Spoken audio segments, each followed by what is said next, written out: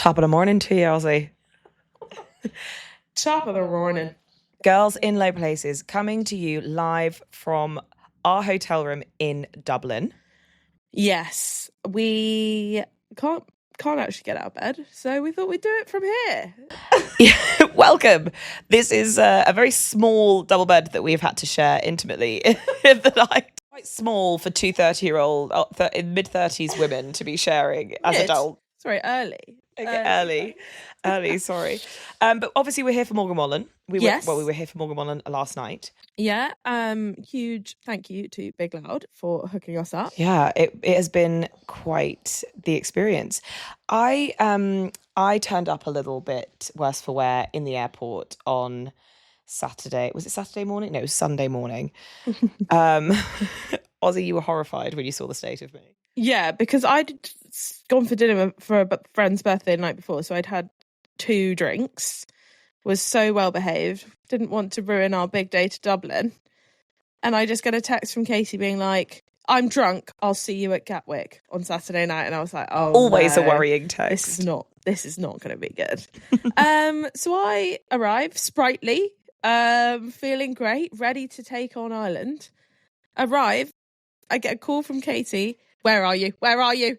Where are you? I've fallen asleep on a bench, but I'm now waiting for you. I've just seen somebody. I just need, where are you? And I'm like, I'm just coming through duty free. She's like, there. And then I emerge from the end of duty free and I see this sort of gremlin with her hood up, stood by the whiskies, headphones on. You looked like Jamie Lang. It was so weird.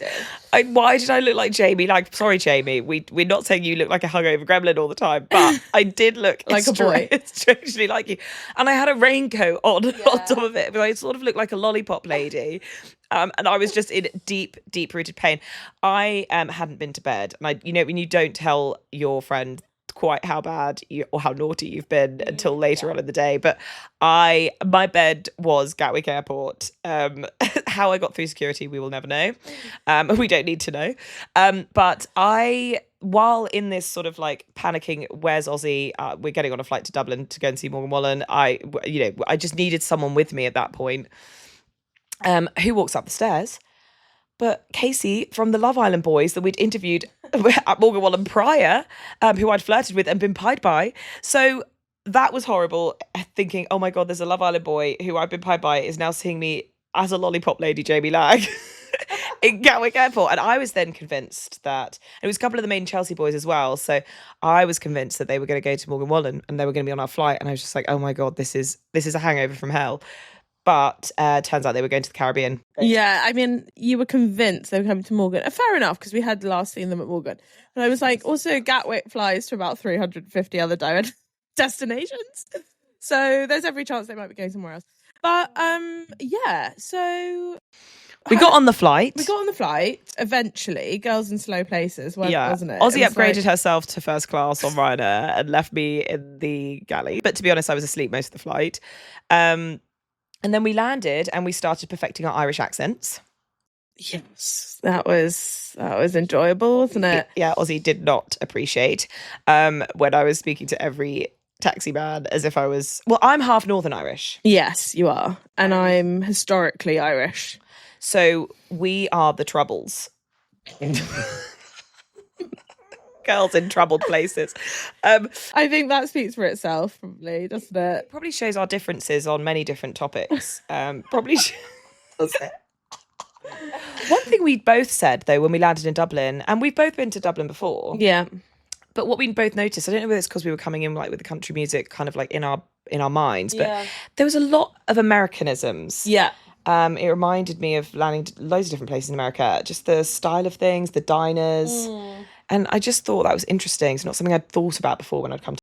Yeah, I agree. There were just a lot of similarities. I'd be so interested to see if people agree with that, or locals or any of our Irish listeners. Is that something that is talked about? As in, it feels slightly more American than it does European in some ways. Like kind of Boston vibe with like a little bit of like... Well, I guess that is like culturally... That culturally makes sense. I don't think we should get into history because we haven't got the knowledge to do that. But got the knowledge. But you know what I mean. Anyway, it was interesting, and we just came and we felt like we were raring to go into Morgan Wallen. It was kind of a different environment, different country. It was kind of nice. Then you were like, look, you can either crash or I can drag you for a Guinness. Yeah. So we went to a pub and we had a Guinness and a toasty. Where did we go? Grogan's Castle Lounge. Grogan's. We went to Grogan's and had a classic toasty and a Guinness, and it was delicious. Yeah. Hit the spot. It did. And then you were flagging. And then I was flagging. So then I was like, look, I don't want to fade at Morgan. There's nothing worse than fading at a concert you're really excited for. So I was like, I'm going to go back to the room and like just chill out for a little bit. And that's when I ordered several different kind of fluids. But the one that Ozzy was most surprised by was my gallon of milk. Well, I'd just like to preface this with the fact we don't have a fridge in here. So I come back into this hole. Katie's passed out, obviously, because she's not slept. She's like, I need some drinks. I'm like, okay, alcoholic, what's she thinking? No, she does a Deliveroo order of groceries to this tiny fridgeless room, including bottles of water, some sparkling water, Coca-Colas. To the most shocking, which I'm looking at right now, half drunk actually, is 2 litres of blue fresh milk, which has been on the windowsill because obviously we don't have a fridge. I've just never experienced someone do that in my life. Like, I've never seen anyone order 2 litres of milk to a hotel room when they don't have a baby, they don't have a cow, they're not breastfeeding. I tell you, milk is the best hangover drink ever. I get quite bad heartburn, so milk is like really like sorts it out. And Ozzy would turn around and just see me like chugging on this 2-litre bottle of milk. What more could you ask for in a hangover? Oh, a 2-gallon litre of milk, a flight to Dublin early in the morning, and a Morgan Wallen concert. You know what? You're a true cowgirl for that milk. Anyway, so I have my milk and we get ready and we go to Morgy Morgs, our boy Morgan. So it's Lauren Watkins was supporting, who we interviewed this week, who you're going to see the interview of. But also Larry Fleet was supporting as well. And I saw Larry and Lauren on Wednesday at Scala, which that venue was so packed, Ozzy, I can't even tell you. It was really, really packed. Like, it was horrible. And I know anyone who was there, it was a great night musically, but as an audience member, it was rough. And then then come to the 3 Arena in Dublin, such a different experience. Like that like auditorium, it's like an amphitheatre almost. It's lovely. Yeah, so we were seriously impressed by the venue, weren't we? The 3 Arena we thought was so good. Just like even walking in, like the building's like stone, it's really like nice. It just like gives a different vibes on the water. It was really easy to get in. And yeah, it just felt like more like a proper gig venue. It was just like the perfect size. It was obviously big enough for like to get big artists, but kind of still felt so intimate, didn't it? So intimate. I mean, Lauren and Larry were great, but at that point I didn't realise that we would still be able to be as close to the stage when Morgan would be on. I just sort of assumed it was going to be really rammed. You know, the way you kind of like assume it's going to be, especially when you go to London gigs, is that like if you're not there from 3 p.m. queuing, right, you won't get anywhere near the front and you just have to kind of accept it and you're at the back and whatever. Like, but we still managed to get really in and really close to Morgan in a relaxed way. Yeah. Like you couldn't believe how close we were. No, I actually couldn't. And I know we got close-ish, you know, when he did his acoustic set at Hyde Park and went to the middle. We were very close. But it felt different in this setting because... Just in a general sense, the crowd was lively. Like, it really was. Lively. For a Sunday as well. For a Sunday. It was a very young crowd. Very young. I'd say everyone was like... Not everyone, but the majority was like, I'd say like 35 and below. I think definitely in standing as well. Yeah. Oh, yeah, because we were standing, which I love having a little dance. Well, we differ on this sometimes, don't we? Yeah. Ozzy would prefer a seat. No, I would stand for Morgan always. But I think a lot of country music, definitely the more chilled sad boy vibes that I like as well. I don't need to stand for it, mainly because I'm old and my feet hurt all the time. I think, to be honest, it's a cowboy boot issue that we all suffer from, because we all want to wear our cool boots. I wore boots last night, a little heel boot. We all want to wear our heel boots, and then we get there and we all regret it immediately, and our feet get so hot. And I think it's just a country girl side problem. Yeah. I could see loads of young girls. I don't think it's age. I see loads of young girls like walking around like limping by the end of the night last night. Really? Yeah. Also, another thing I want to discuss, which I mentioned to you last night. So what is it about the country crowd that we, as girls, I see so many girls dressed in matching outfits, but not like matching outfits, like twinning, like full twinning. It was happening a lot of the Long Road. It was happening a lot last night in Morgan. Like, I often have to double take and be like, are those girls sisters? Are they twins? Or are they just two country fans that are dressing exactly the same to a concert? And I think, I mean, the thought of me and you dressing exactly the same to a concert fills me with absolute dread and fear. It kind of gives me like the whole bridesmaid. Well, I think we're too old for it, A. B, I don't want to dress like you. No.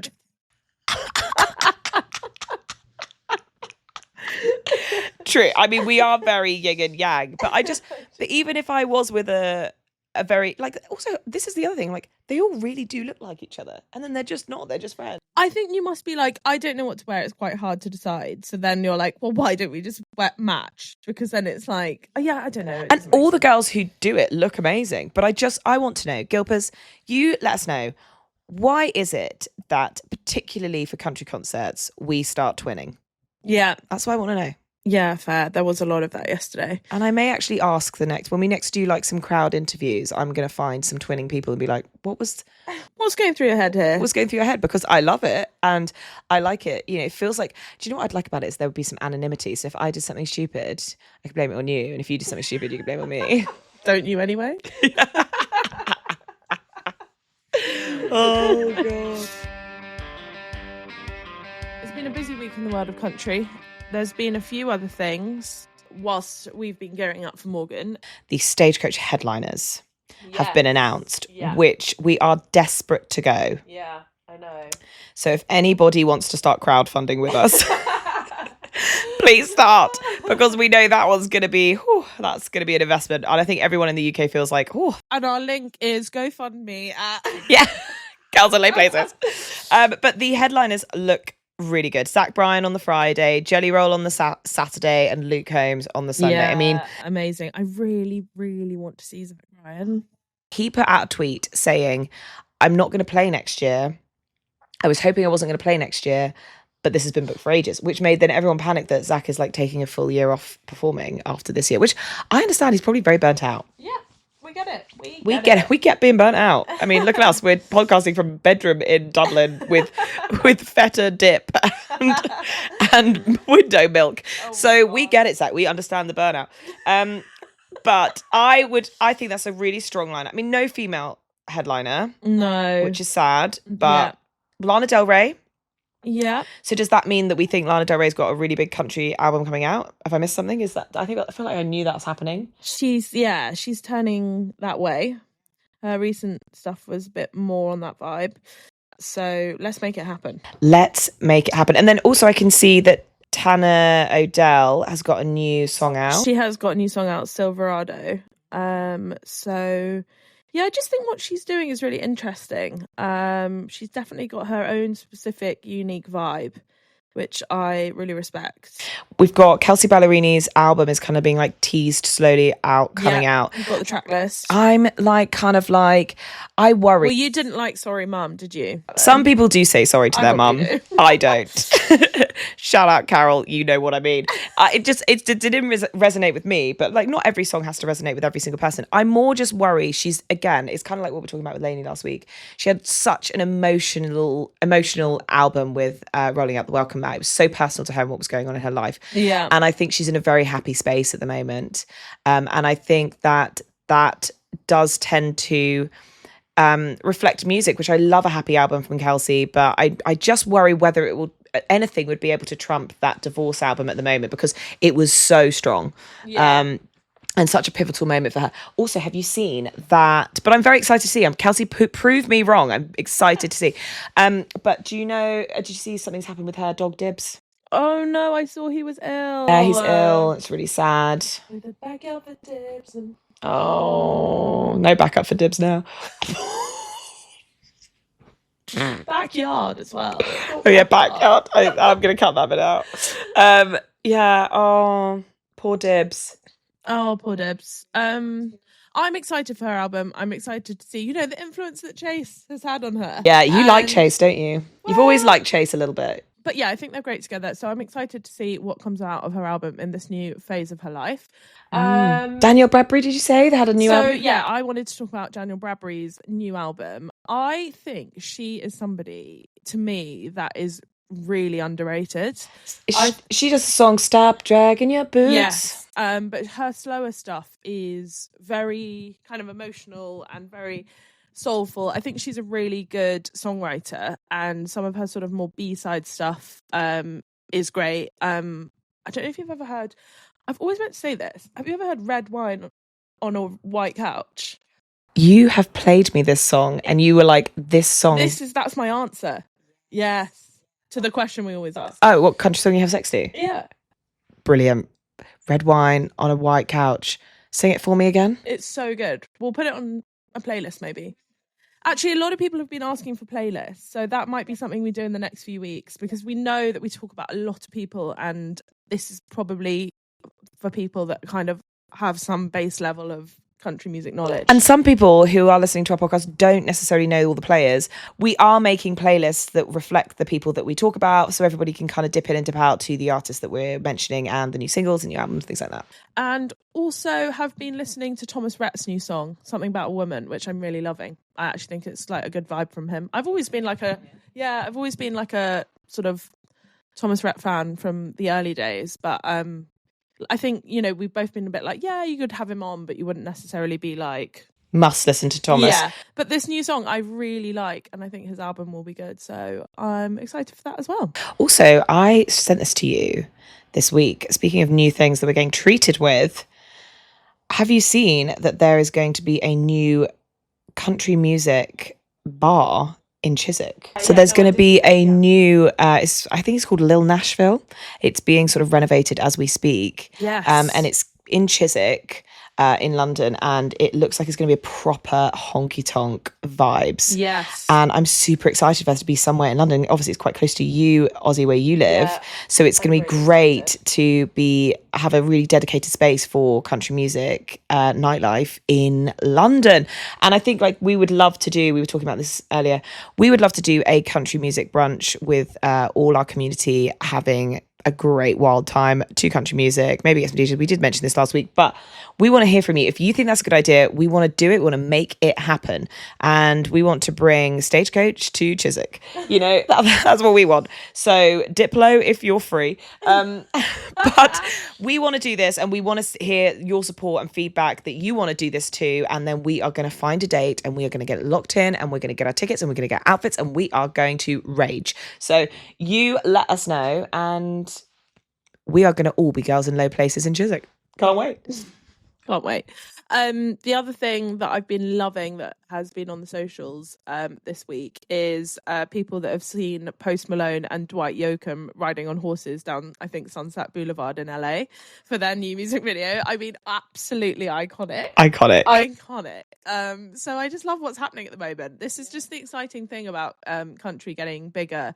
And some of the collabs between legends and new artists is so exciting. So Post Malone wasn't there last night again, guys, but this time starting the rumor again. I did not start the rumor last night. I had learned my lesson that not to expect Post Malone to come on, but I still always have it in the back of my mind that he might. You never know. You never know with Posty. Pops up bloody everywhere.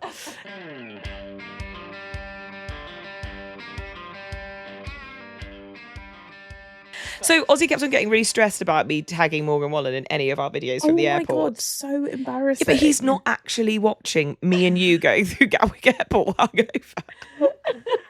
He's got bigger fish to fry at that point, Ozzy. Yeah, exactly. So we don't need to tag him. Oh, look, God. he's not like, oh God, these girls are giving me so much admin on my show day. He's not not looking at it. But yeah, so Morgan came on looking great. He's been really working on his back, I must say. Okay. Like, definitely has. He's right. Okay, that's private chat time. It was the last night of the tour. There were a couple of times, so basically the crowd kept kind of singing ole, ole, ole, ole, ole, which is like obviously some sort of football chant. And which felt weird. It felt weird. And at one point Morgan was like, I think that's a good thing, right? Yeah, just checking like that's a good thing. Which I kind of got from him, because I always kind of feel like if people are doing that, they're almost taking the piss. Or they're like kind of being like, come on, hurry up. Yeah, exactly. That was why it was kind of a weird thing to do, because I think everyone was obviously buzzing to be there.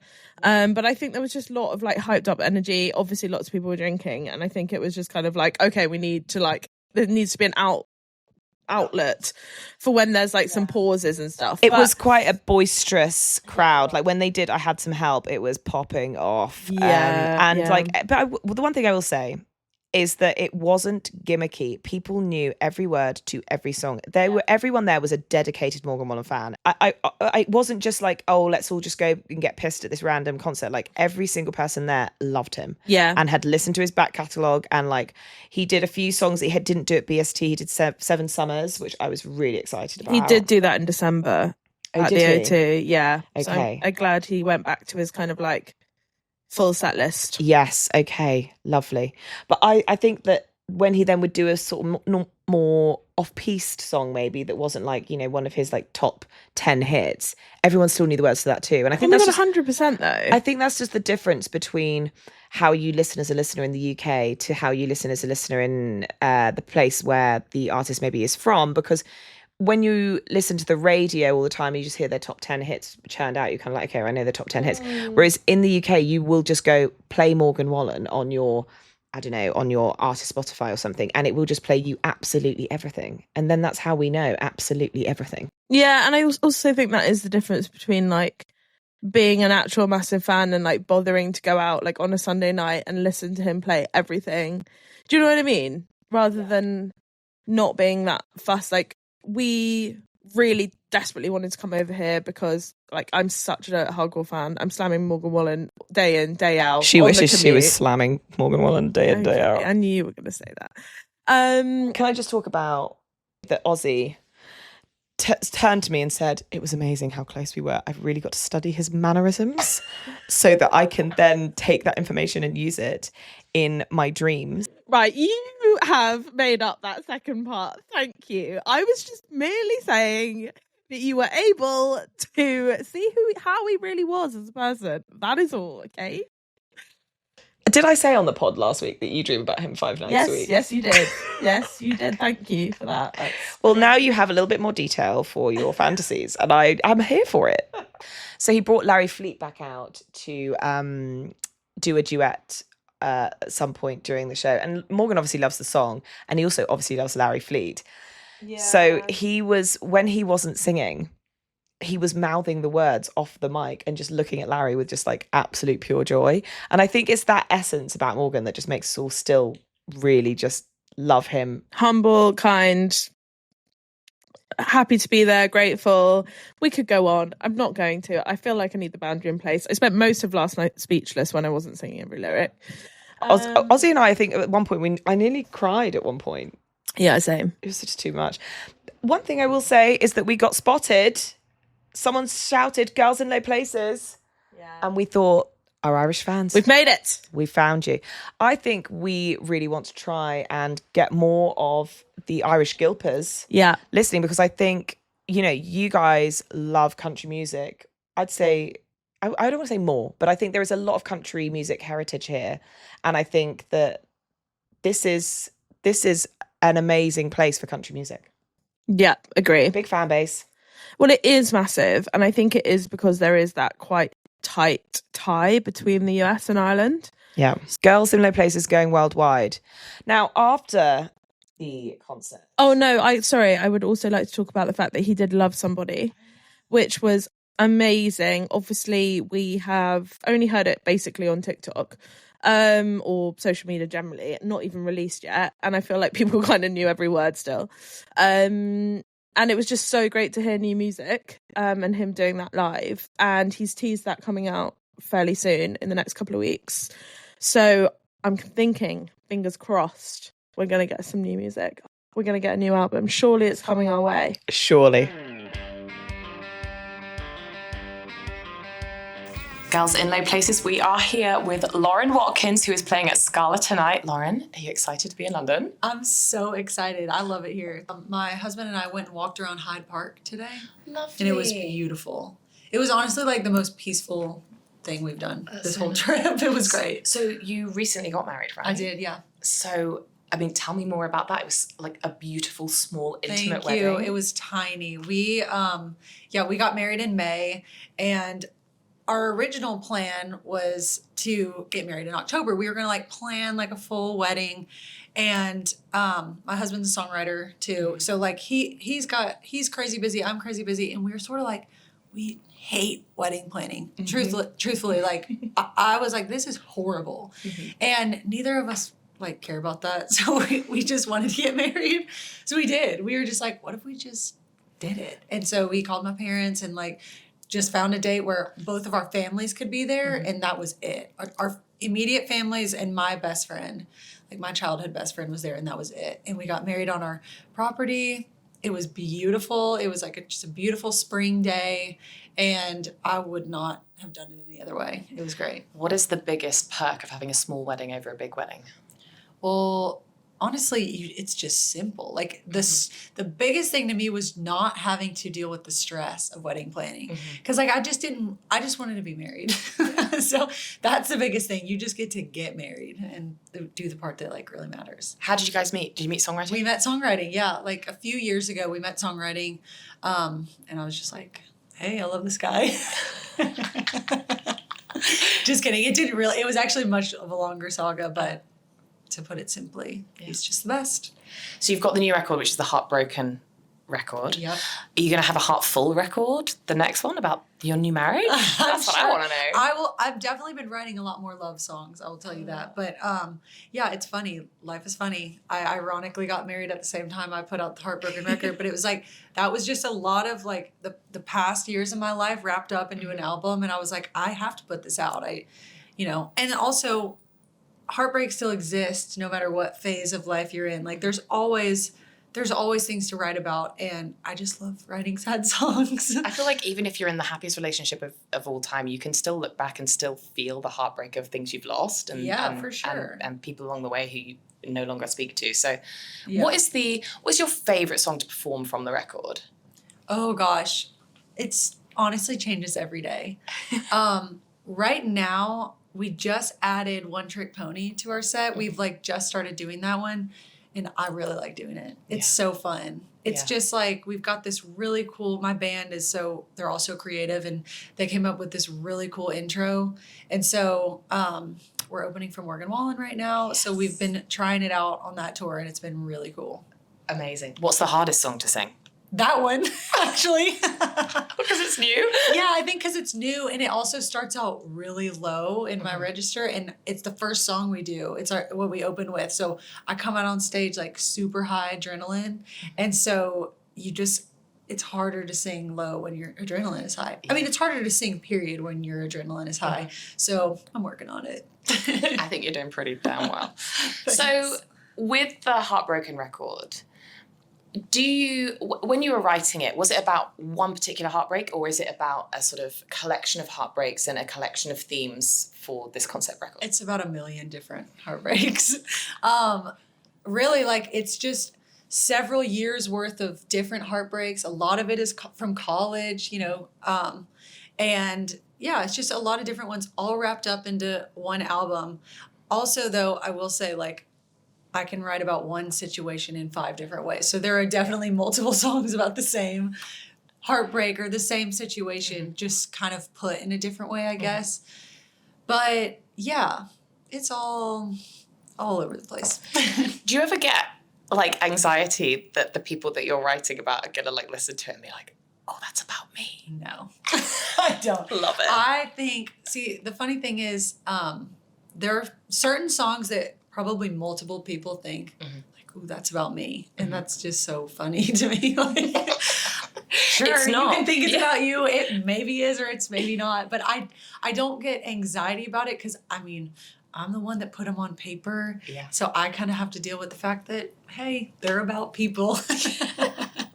You know? If you had one song for maybe UK girls who haven't like listened to your music before, but they love country music, that's going to get them through heartbreak, which song are you going to give them? Off the Ooh, record? that's going to get them through heartbreak. Let me think about that. Honestly, I want to say Stuck in My Ways. I know that kind of sounds funny because I don't know if any of my songs are going to like get you through heartbreak. They might help you wallow in heartbreak. But Stuck in My Ways, I love because it's just kind of sarcastic. It's like kind of in the phase of once the heartbreak is over, once the relationship is over and you're trying to move on and you're just kind of being sarcastic, like, hey, I'm stuck in my ways, okay? I'm still probably going to drive past your house. And I think that could be helpful to girls because it's just relatable. Like, it's just, we all do that shit, you know? Yeah, we absolutely do. Stay petty, ladies. Stay petty. You were born and raised in Nashville. What was the, I know you were singing on Broadway at like age 16. Yeah. What is the craziest thing you've ever seen on Broadway as a 16-year-old? Oh, gosh. Or Honestly, beyond? I don't know. I can't think of many like crazy things that happened because the funny thing is my sister and I, we were so young that we had to play the day shift. Like we couldn't play. I think I was probably like 15 or 16 when we started doing that. And so we had to play the lunchtime show and our parents would come. So maybe that's the craziest thing about it is the fact that like we walked in there with X's on our hands and just like I would have never said a cuss word. It was just chill. It's amazing. One thing though I remember happening was, you know, you're really just playing for tips in those shows. And so tips are everything. And we played Girl Crush in our set. So we played Girl Crush and then this guy comes up and he's like, can you play Girl Crush? And we're like, oh, we already played it, dude. Like, and he gives us a 20 and he's like, play it again. And we're like, hey, all right. So we played it again. He gives us like 3 more $20 bills to just keep playing Girl Crush. So we walked away with like $100 just from playing Girl Crush like 4 times. The rest of the bar was Is that like... math right? Times 20. No, that's $80. Okay, whatever. We walked away with a few 20s from playing Girl Crush. At 16, we're happy. So that was fun. What was the rest of the bar thinking? They were like, are they on a loop? They were probably like, shut up. Like, play something else. Or they were all drunk and they didn't notice. Yeah, it does happen. Yeah. So am I right in saying that you were kind of like spotted or like you're one of the first people that started to work with you was Nicole Gallion? Yeah. Who I'm obsessed with. Yeah, she's awesome. Like, 5-Year Plan is like so gets good. me That's deep. my favorite song of hers, I think. It's amazing. Yeah. What is your process like writing with her? Are you still writing with her now? Yeah. What's the process like? Well, I mean, with her specifically or with just with I mean, I'm obsessed writing? with her. Okay. And what's she like to work with? Well, I will say her specifically, she taught me, she gave me this advice and it's really stuck with me. So I do this now, like in general, but starting with a title. She very early on told me she always starts with a title, always likes to, you know, keep a list in her phone and walk into a session and have a title.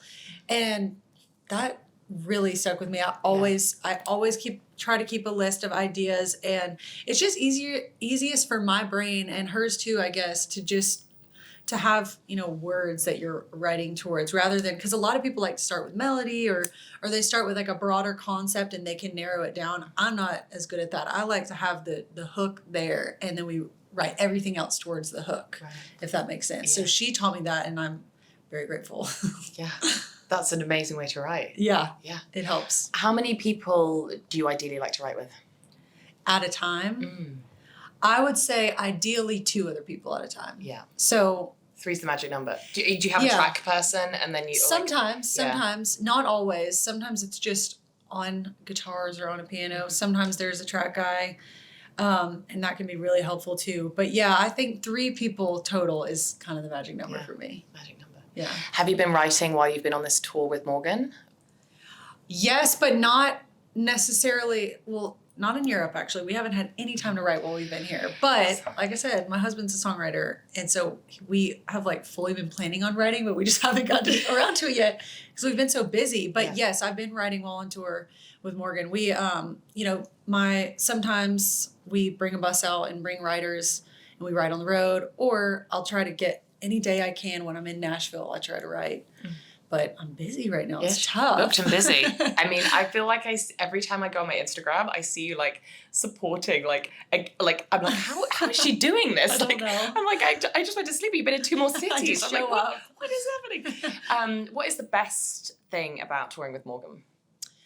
Oh, we just learn so much, honestly. Like every night, I mean, we do our set every night and people show up, which is so nice. And I feel like my stage presence has gotten so much better. I'm so much more comfortable on stage. We've been trying out new songs and just really getting tight as a band. And then we stay and watch his show every night and learn so much.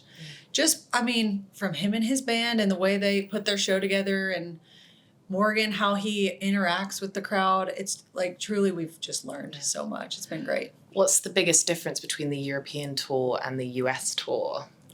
Oh gosh.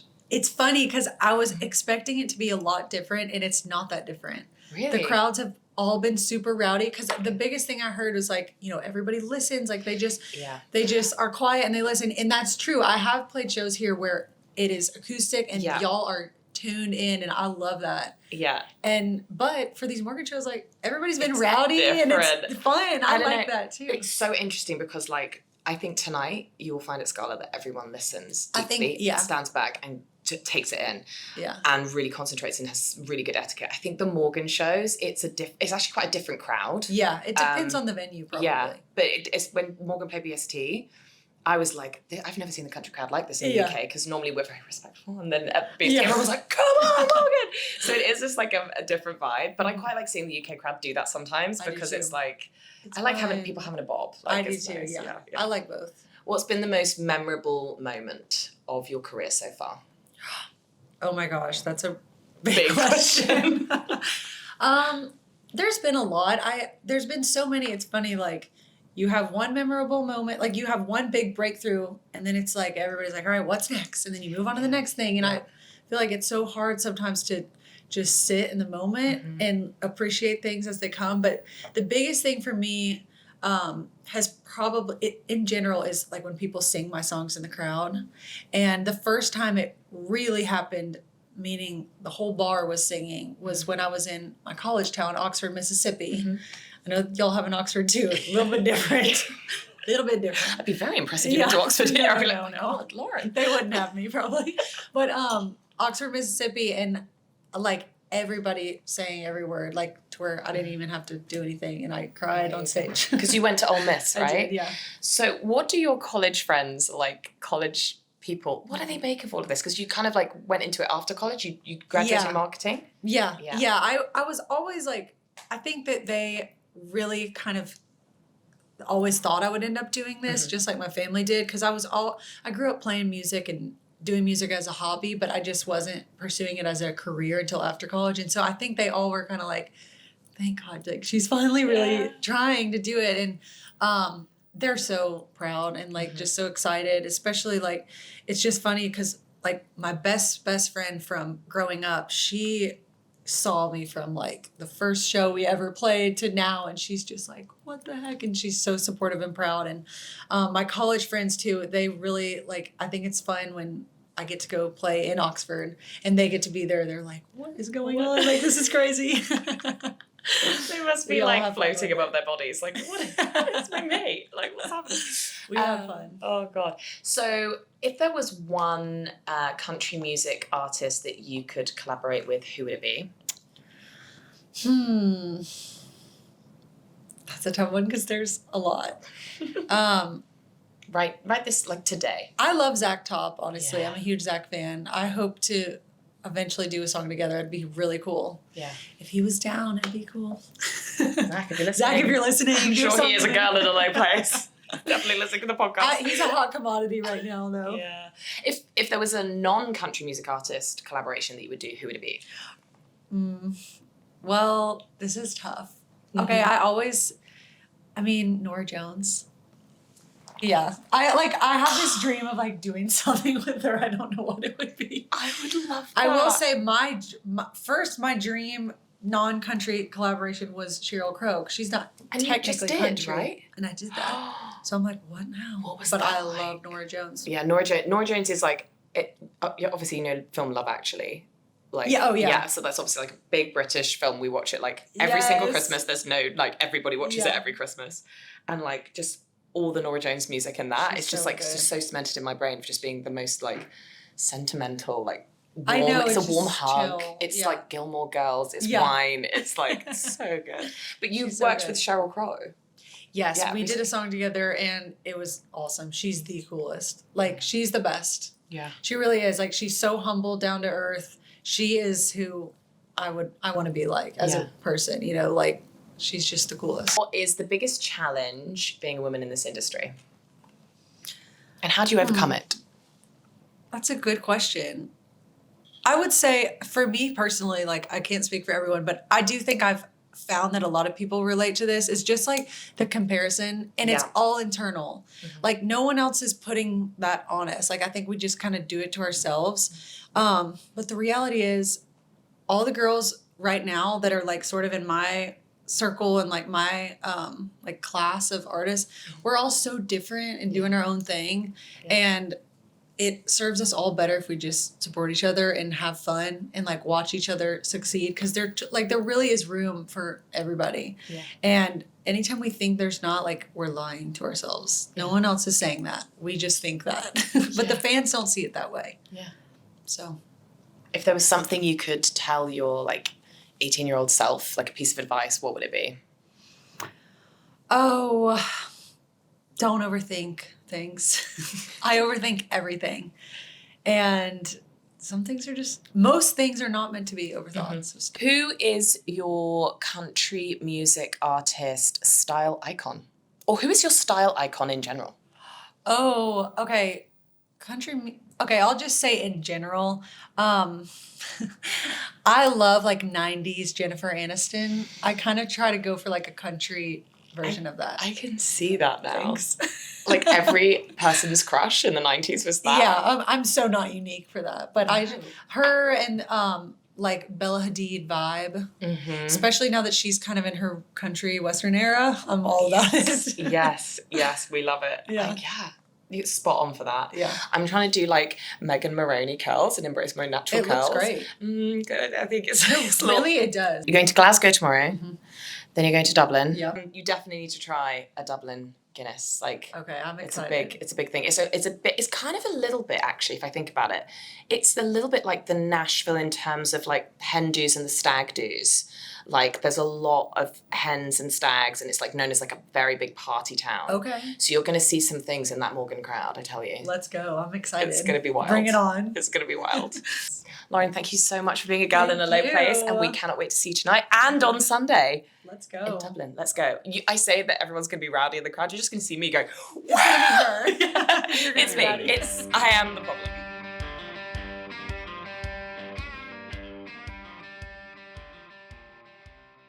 So one of the guys that we know as part of his tour team was like, hey, do you want to come and like have some drinks afterwards, hang out afterwards? And we thought, well, they're never going to actually text us and say like, come and hang out. So we being, me being slightly hungover and also us being old, we saw Morgan, my feet was hurting. We got straight into bed in our hotel room. My feet were hurting.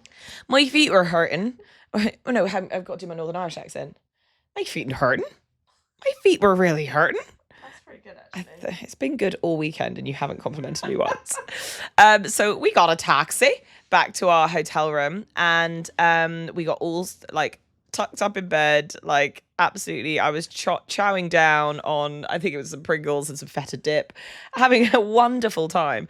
And then we got a text from... Got a text. We got a text and it was from someone who was basically saying, oh, well, we could come to you. We were just absolutely cracking up.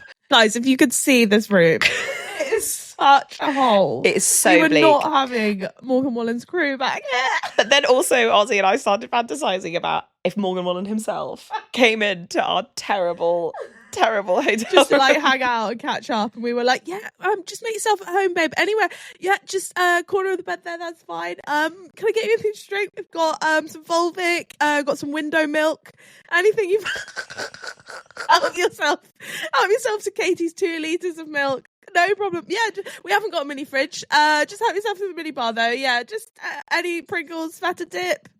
If you need to cool down, step into our tiny bathroom. I might have to talk to you from the loo. We just couldn't stop cracking up. It was just so pathetic. And then we passed out.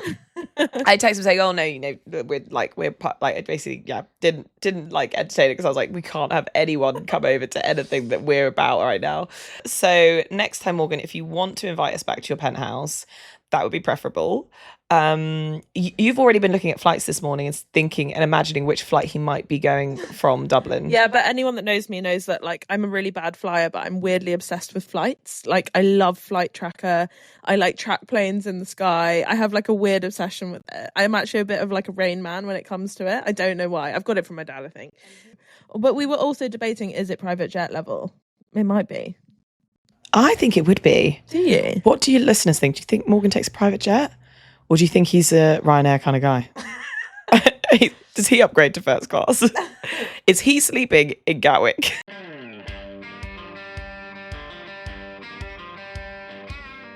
Where are you going on Friday? I'm going to Megan Maroney. You were saying to me last night that you think that you're finding it funny that Megan Maroney's UK tour is kind of like mirroring and following Morgan's tour. Well, yeah, she was in Belfast the night before Morgan's first night in Dublin. So I was like, oh my God, obviously Megan's going to come to the final night. Obviously she's going to be there supporting her, non-exclusive but friend. But there was no sign, and I think she then went to Glasgow. But I just thought it was interesting they're both on tour at the same time in the UK. Was loving that. But obviously I'm absolutely buzzing to see Megan. I'm sad you can't come. I'm very sad I can't come. But yeah, well, that's that. I will report back next week, guys. But can't wait to hear all about it. I know it's going to be so great, and she's kind of been the soundtrack to our summer in a way. Yeah. So I'm excited for that. I think we should go and get a Guinness. I think we should. I think we need one. Replace the iron. Isn't that what they say it does? Yes, I think it does. Replace the iron. Not the irony of the fact that it's a Monday and we're about to go and get a Guinness for lunch. So listeners, guys, we really want your support on social media. We want to make sure you subscribe, follow, make sure you're keeping up with everything that we've got with some great content from Dublin. We've got loads of interviews still coming out on socials that you don't necessarily get to see on the pod. So follow, like, subscribe, support us. Support Girls in Low Places. Yeah, please do. We are desperate to do more. We've got more things coming away. So we are always just really interested to know that you're listening, enjoying, and yeah, give us a follow, and we will catch you guys up soon. And obviously, if anyone did go to Morgan Wallen as well, let us know what you thought of it, and we will see you next week with more chaos. Girls in Low Places. Stay a girl in a low place.